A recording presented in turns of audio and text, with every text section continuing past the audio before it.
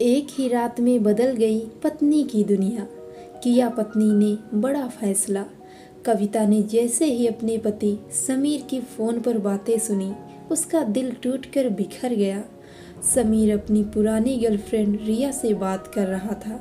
उसकी आवाज़ में वही पुराना प्यार था जिसे वह पहले कविता के लिए महसूस करता था। कविता की आंखों में आंसू थे, लेकिन उसने खुद को संभाला। वह जानती थी कि आज की रात उसकी ज़िंदगी बदलने वाली है। कविता ने कमरे में कदम रखा जहां समीर फ़ोन पर बातें कर रहा था। उसने धीरे से दरवाज़ा बंद किया और समीर की ओर देखती रही। समीर अचानक चौंक गया, लेकिन उसने जल्दबाजी में फ़ोन काट दिया। कविता ने गहरी सांस ली और मुस्कुराते हुए बोली, समीर, मुझे अब और बुरा नहीं लग रहा। सच कहूँ तो मैं तुम दोनों के बीच अब रुकना नहीं चाहती। तुम इतने समय से मुझे धोखा दे रहे हो और मैं समझ चुकी हूँ कि अब तुम्हारे लिए मेरी कोई अहमियत नहीं है। समीर कुछ कहने की कोशिश कर ही रहा था कि कविता ने उसका हाथ थाम लिया। चलो अब रिया के पास चलते हैं। समीर की आंखों में हैरानी थी, लेकिन कविता ने उसकी बात सुने बिना उसे कमरे से बाहर खींच लिया। जब वे रिया के घर पहुंचे तो कविता ने दरवाजे पर दस्तक दी। रिया ने दरवाज़ा खोला और सामने देखा कि कविता और समीर को देखकर स्तब्ध रह गई। कविता ने हल्की सी मुस्कान के साथ कहा, आओ रिया, अब समीर तुम्हारा है, लो इसे संभालो। उसने समीर का हाथ रिया के हाथ में थमा दिया। अब यह तुम्हारा हुआ रिया।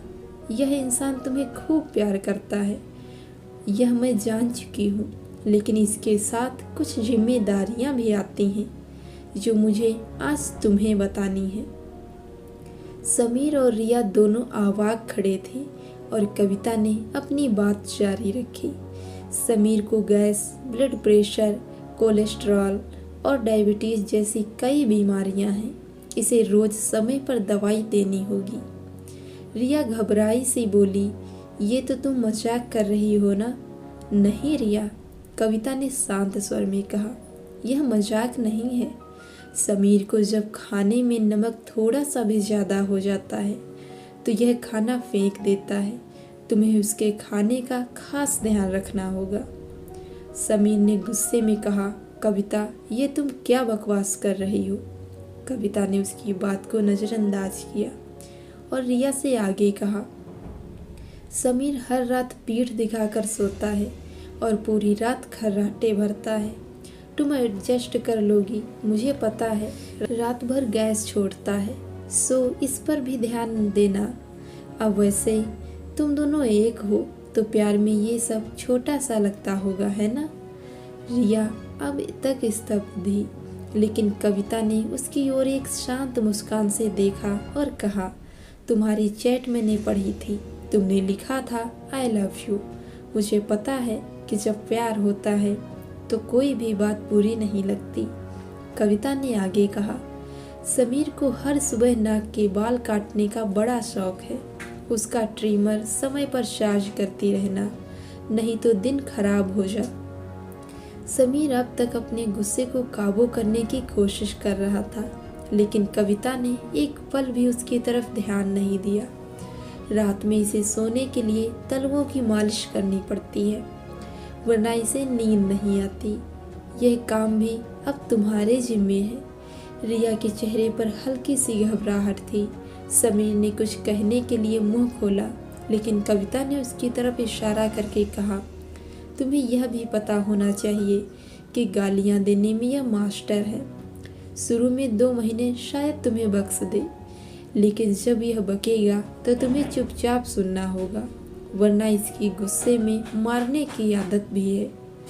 समीर का चेहरा लाल हो गया था। वह अब खुद को शांत नहीं कर पा रहा था, लेकिन कविता उसकी हर नाराजगी को नज़रअंदाज कर रही थी। उसने रिया के हाथ में एक हार सौंपते हुए कहा, यह हार तुम्हें मैंने तोहफे में दिया है। इसे मत बेचना। इसे मेरे पिता ने कर्ज लेकर बनवाया था। पहनना जरूर, तुम्हें आशीर्वाद मिलेगा। कविता ने गहरी सांस ली और समीर को फिर से रिया की ओर धकेलते हुए कहा, अब यह है रिया, ले जाओ इसे। इसे जीतने में तुमने खूब मेहनत की है। कविता ने आखिरी बार समीर की ओर देखा। उसकी आंखों में कोई पछतावा नहीं था। उसने कहा, तुमने जो चुना है वह तुम्हें मुबारक हो। मुझे अब यह बोझ नहीं उठाना है। और बिना कुछ कहे कविता वहाँ से चुपचाप चली गई। समीर और रिया एक दूसरे की ओर देख रहे थे, लेकिन उनके पास कहने के लिए कोई शब्द नहीं थे। कविता अपने जीवन में एक नया अध्याय शुरू करने जा रही थी, बिना किसी पछतावे या बोझ के। दोस्तों, कविता ने जो फैसला किया, क्या वह सही है? आप कमेंट करके ज़रूर बताइएगा। और अगर चैनल पे पहली बार हैं तो चैनल को सब्सक्राइब ज़रूर कीजिए। धन्यवाद।